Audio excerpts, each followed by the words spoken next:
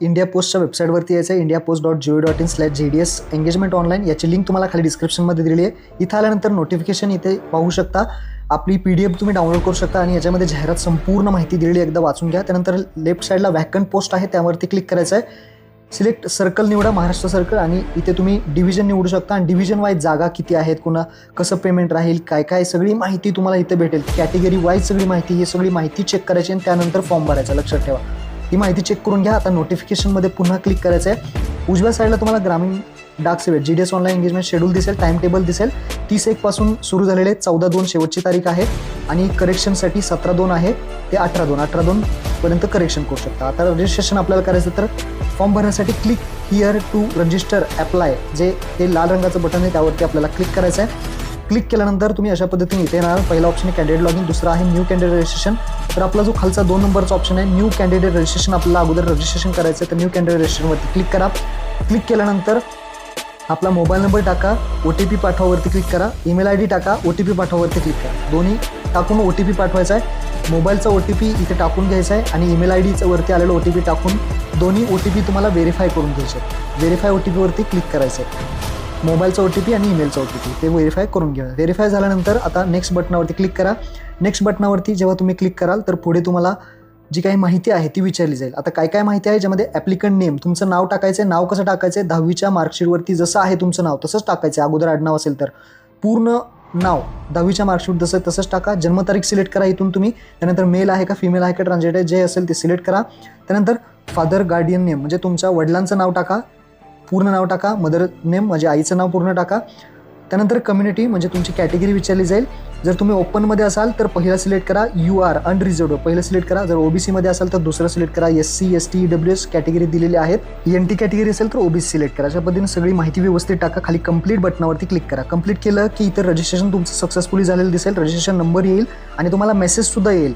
यामध्ये तुमचा registration number आणि पासवर्ड एक तुम्हाला भेटेल. मेसेजमध्ये तुम्ही चेक करा, एक पासवर्ड आणि रजिस्ट्रेशन नंबर भेटेल. आता तुम्हाला पुन्हा या साईटवरती यायचं आहे. पुन्हा इथे क्लिक करायचं आहे, क्लिक हिअर टू अप्लाय. इथे पहा, रिफ्रेश करूयात. इथे आल्यानंतर खाली या क्लिक हिअर टू रजिस्टर अप्लायवरती क्लिक करा. आता तुम्हाला पहिला ऑप्शन सिलेक्ट करायचा आहे कॅन्डिडेट लॉग इन. आपलं रजिस्ट्रेशन झालं आहे, आता लॉग इन करण्यासाठी कॅन्डिडेट लॉग इनवरती क्लिक करा. इथे आपण प्रोसीड टू लॉग इन करूयात. आपला जो युजर ID आहे, आता जो रजिस्ट्रेशन नंबर आहे आपल्याला जो आता भेटलेला आहे तो टाका आणि मेसेजमध्ये तुम्हाला पासवर्डसुद्धा आला आहे तो इथे टाका. लॉग इन करा. लॉग इन इथे पहा, अशा पद्धतीने लॉग इनसुद्धा होईल.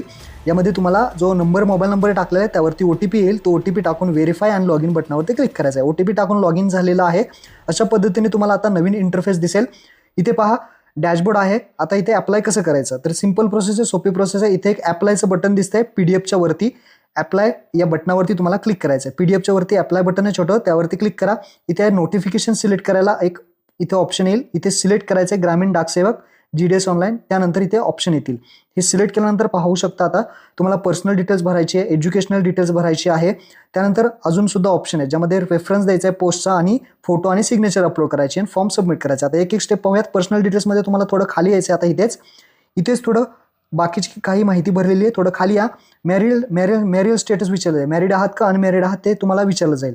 आणि जर वरती काही एडिट करायचं असेल तर ते सुद्धा तुम्ही एडिट करू शकता.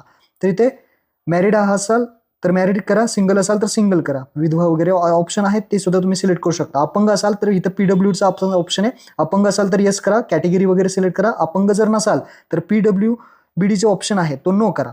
त्यानंतर एम्प्लॉयमेंट डिटेल, जर तुम्ही आता कुठे काम करत असाल तर तुम्हाला इथं येस करावं लागेल. जर आता तुम्ही कुठे जॉबला वगैरे असाल तर तुम्हाला येस करायचं आहे, लक्षात ठेवा. आणि NOC अवेलेबल आहे का नाही ते विचारलं जाईल. त्या कंपनीकडून तुम्हाला नंतर NOC लागेल. अवेलेबल असेल तर येस करा, नसेल तर नो करा. नाहीतर कामं करत नसाल तुम्ही तर डायरेक्टली नो ऑप्शनवरती क्लिक करा, नो ऑप्शन सिलेक्ट करा. त्यानंतर ॲड्रेस डिटेल्स, ॲड्रेसमध्ये तुमच्या आधार कार्डवर जसा ॲड्रेस आहे तसा ॲड्रेस, प्रेझेंट ॲड्रेस सगळा टाका व्यवस्थित. पिनकोड टाका, प्रेझेंट सिटी टाका. त्यानंतर आपलं महाराष्ट्र स्टेट सिलेक्ट करा.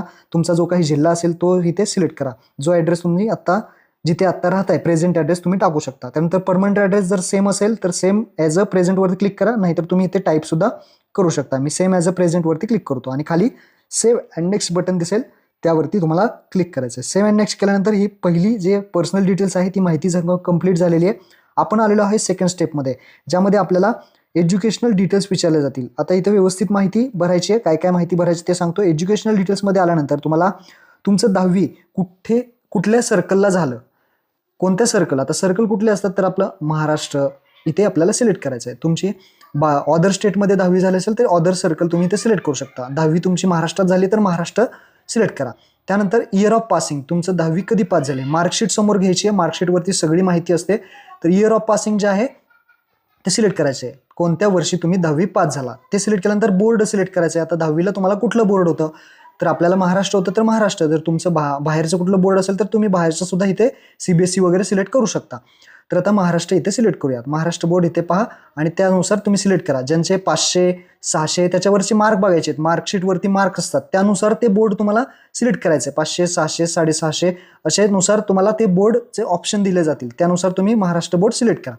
त्यानंतर SSC मेमो नंबर विचारले. आता SSC मेमो नंबर नक्की काय टाकायचा, बरेच जणांचं कन्फ्युजन होतं. तर इथे त्यांनी एक नोट दिलेली आहे पहा, काय काय तुम्ही टाकू शकता. SSC मेमो नंबर, SSC सर्टिफिकेटचा नंबर टाका. SSC सर्टिफिकेट असेल 10वीचं बोर्ड सर्टिफिकेट, त्याच्यावरचा जो नंबर असेल तो टाकू शकता. किंवा रोल नंबर असेल तर रोल नंबर सुद्धा टाकू शकता. रजिस्ट्रेशन नंबर असेल तर रजिस्ट्रेशन नंबर टाकू शकता. किंवा हॉल तिकीट असेल तुमच्याकडे त्याचा नंबर सुद्धा टाकू शकता. काही इथे तुम्ही टाकू शकता. तर इथे बोर्ड सर्टिफिकेट नंबर एकदम टाकून द्या, एकदम सोपं आहे. आता खाली यायचं, इथे science and mathematics option automatically आलेला आहे. 2 4 5 हे जे ऑप्शन आहेत तिथे आपल्याला माहिती भरायची. आता 2 नंबरला काय आहे, चूज सब्जेक्टवरती क्लिक करायचं आहे. 2 नंबरला तुम्हाला विचारेल की सेकंड लँग्वेज तुमची कुठली आहे. तर सेकंड लँग्वेज म्हणजे मार्कशीट समोर घ्या आणि त्या मार्कशीटमध्ये सेकंड नंबरला कुठला सब्जेक्ट आहे तो पहा. ती झाली तुमची सेकंड लँग्वेज. तर सेकंड लँग्वेज जी असेल ती तुम्हाला इथे सिलेक्ट करायची. इथे ऑप्शन भरपूर देण्यात आलेले आहेत. तर मार्कशीटमध्ये जो सेकंड नंबरला सब्जेक्ट दिसतोय तोच इथे तुम्हाला सिलेक्ट करायचा आहे. तर माझ्या केसमध्ये सेकंड नंबरला इंग्लिश आहे, तर मी इथे सेकंड लँग्वेज इंग्लिश सिलेक्ट केली. त्यानंतर फोर्थ नंबरला इथे विचारतोय फर्स्ट लँग्वेज कुठली आहे. तर मार्कशीटमध्ये जे फर्स्ट नंबरला सब्जेक्ट दिसतोय तुमचा, त्यामध्ये फर्स्ट लँग्वेजला कुठले आहे ते तुम्हाला सिलेक्ट करायचे. माझ्या केसमध्ये मराठी, तर मी मराठी सिलेक्ट केले. त्यानंतर थर्ड नंबरला कुठला आहे, तर तुमच्या मार्कशीट चेक करा. मार्कशीटमध्ये थर्ड नंबरला कुठली लँग्वेज आहे तीच इथे लँग्वेज सिलेक्ट करा. अशा पद्धतीने पहा, थर्ड लँग्वेज हिंदी मी सिलेक्ट केली आहे. तुमच्या मार्कशीटनुसार करा. आता त्यामध्ये तुम्हाला याचे जे काही मार्क्स आहेत ते टाकायचे आहेत. आता इथे लेफ्ट साईडला थोडं सरकवा आणि इथे पहा ऑप्टेन मार्क्स 100 पैकी 150 पैकी जे काही असतील तुमचे मार्क्स इथे टाकायचे आहेत. मार्कशीटवरची A to Z प्रत्येक सब्जेक्ट वाईज मार्क टाकून घ्या. सगळे मार्क्स इथे व्यवस्थितरित्या टाकून घ्या. मी टाकलेले आहेत. त्यानंतर खाली CGPA स्कोअर, जर ग्रेड असेल तर तुम्ही ग्रेड टाका, नाहीतर हा ऑप्शन सोडून द्या. त्यानंतर खाली have you study any additional language एक ऑप्शन इथे पहा ॲड करण्यात आलेला आहे. जर तुम्ही ॲडिशनल कुठली लँग्वेज तुमच्याकडे असेल त्या मार्कशीटमध्ये तर तुम्ही येस करू शकता. आणि त्यानंतर पुन्हा तुम्हाला सर्कल, पासिंग इयर आणि बोर्ड निवडून कुठल्या बोर्डला आहे आणि ती जी लँग्वेज आहे ती तुम्ही ॲड करू शकता. आणि जर नसेल तशी लँग्वेज कुठली तर नो करा आणि कंप्लीट करा. कंप्लीट केलं, नेक्स्ट केलं की तुमचं एज्युकेशन डिटेल झाले. आता पोस्ट प्रेफरन्सचा ऑप्शन आहे.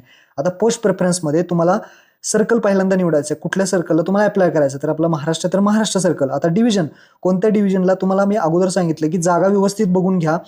कुठे कुठे कोणकोणत्या कॅटेगरीला कशा पद्धतीने जागा आहेत ते सगळं चेक करा आणि त्यानुसार इथे तुम्ही ते डिव्हिजन सिलेक्ट करा. डिव्हिजन सिलेक्ट केले की थोडं खाली यायचं आहे. इथे आता 61 पोस्ट मी सिलेक्ट करू शकतो असं दाखवतंय. तर त्यानुसार आता प्रेफरन्स तुम्हाला द्यायचे आहेत. इथे पहा मिनिमम 1 ते मॅक्झिमम 61 इथे मी सिलेक्ट करू शकतो. आता प्रेफरन्स कशा देणार, आता तुम्हाला ज्या ठिकाणी अप्लाय करायचं आहे, ज्या ठिकाणी प्रेफरन्स द्यायचा आहे, तर आता हे प्रेफरन्स तुम्ही, मला हे बरोबर वाटतंय तर मी 3 नंबर देतोय. त्यानंतर इथं मी 2 नंबर देतोय. त्यानंतर हे जे इथं वाटतंय की मला इथं नंबर लागेल तर मी इथे 1 नंबर देतोय. अशा पद्धतीने तुम्हाला द्यायचे आहेत पोस्टचे प्रेफरन्स. असे 61 पर्यंत ऑप्शन इथे मला दाखवते, तुम्हाला किती दाखवते ते पहा आणि त्यानुसार तुम्ही प्रेफरन्स देत राहा. अशा पद्धतीने जिथे तुम्हाला वाटते की तिथे आपला नंबर लागेल, ज्या ठिकाणी कॅटेगरीला जागा शिल्लक आहे त्यानुसार तुम्हाला इथे प्रेफरन्सेस द्यायचे आहेत. फर्स्ट, सेकंड, थर्ड आणि ते प्रेफरन्सेस तुम्ही जसं जसं देत राहाल तसं तसं खाली तेव्हा प्रेफरन्स समरीमध्ये हे ॲड झालेलं तुम्हाला दिसेल. अशा पद्धतीने प्रेफरन्स द्या, एकदम सोपं आहे. प्रेफरन्स दिल्यानंतर तुम्हाला इथे पहा खाली यायचं सगळ्यात शेवटी प्रेफरन्स दिलेले आहेत. जशा पद्धतीने तुम्हाला इथे ऑप्शन सुद्धा आहे. नेक्स्ट पर्यायावरती क्लिक केलं की अजून प्रेफरन्स तुम्हाला देता येतील. जे काही जागा शिल्लक असतील त्यानुसार तुम्ही इथे देऊ शकता आणि वरती किती प्रेफरन्स तुम्ही सिलेक्ट केले ते सुद्धा तुम्हाला दाखवण्यात येईल. अशा पद्धतीने प्रेफरन्स द्या आणि खाली येऊन नेक्स्ट बटनावरती क्लिक करा, सेव्ह आणि सबमिट करा. सेव्ह नेक्स्ट केल्यानंतर शेवटची स्टेप येते, फोटो आणि सिग्नेचर फक्त अपलोड करायचे आहेत. आता फोटो आणि सिग्नेचर डायरेक्टली मोबाईलमधून फोटो काढा आणि सिग्नेचरचा सुद्धा फोटो काढा. पासपोर्ट साईज फोटोचा फोटो काढा आणि सिग्नेचरचा एक फोटो काढा. आता तो अपलोड कसा करणार तुम्ही, तो 100 KB आतमध्ये असणं गरजेचं आहे. आता तो 100 KB तुम्हाला अगोदर करावा लागेल, त्यानंतरच इथे अपलोड होईल. तर 100 KB आतमध्ये कसा करायचा, तर तुम्ही गुगलवरती सुद्धा सर्च करा कंप्रेस फोटो वगैरे, किंवा ही साईट देईल तुम्हाला मी डिस्क्रिप्शनमध्ये, या साईटवरती या. फोटो अपलोड करा, पासपोर्ट साईज किंवा सिग्नेचर अपलोड करा आणि साईज 100 KB आतमध्ये ठेवा, म्हणजे 80 KB वगैरे ठेवा आणि कंप्रेस करा. तुमचं जी साईज आहे ती तयार होईल आणि इथून तुम्ही डाउनलोड करू शकता. 100 KB आतमध्ये साईज तयार करा आणि ते तुम्हाला ते चूज फाईलवरती क्लिक करा आणि हा फोटो पहा अपलोड झालेला आहे. 100 KB आतमध्ये असेल तरच तो फोटो आणि सही अपलोड होईल. सही फोटो अपलोड केला आता काही नाही, खाली आय कन्फर्मवरती टिक करायचे आणि खाली प्रिव्ह्यू बटनावरती क्लिक करा. प्रिव्ह्यू बटनावरती क्लिक केलं की जी काही तुम्ही माहिती भरलेली आहे एकदा सगळी चेक करून घ्या आणि जर याच्यामध्ये काही चुकलं असेल तर तुम्ही कट करून पाठीमागं जा परत आणि सगळी माहिती तुम्ही एडिट करू शकता. तर याच्यामध्ये सगळी माहिती पहा सगळी आलेली आहे, सगळी एकदा चेक करून घ्या आणि त्यानंतर सगळं बरोबर असेल तरच खाली सबमिट ॲप्लिकेशनवरती क्लिक करा. जर काही चुकलं असेल तर एडिट करू शकता. सबमिट केल्यानंतर येस सबमिटवरती क्लिक केलं की जर तुम्ही जनरल ओबीसी कॅटेगरीमध्ये असाल तर तुम्हाला 100 रुपयाचं पेमेंट करावं लागेल. तुम्ही UPI क्रेडिट कार्ड डेबिट कार्डनी करू शकता. जर तुम्ही अदर महिला वगैरे असाल तर पेमेंट करायची गरज नाही, तुमचा फॉर्म इथेच सबमिट होईल.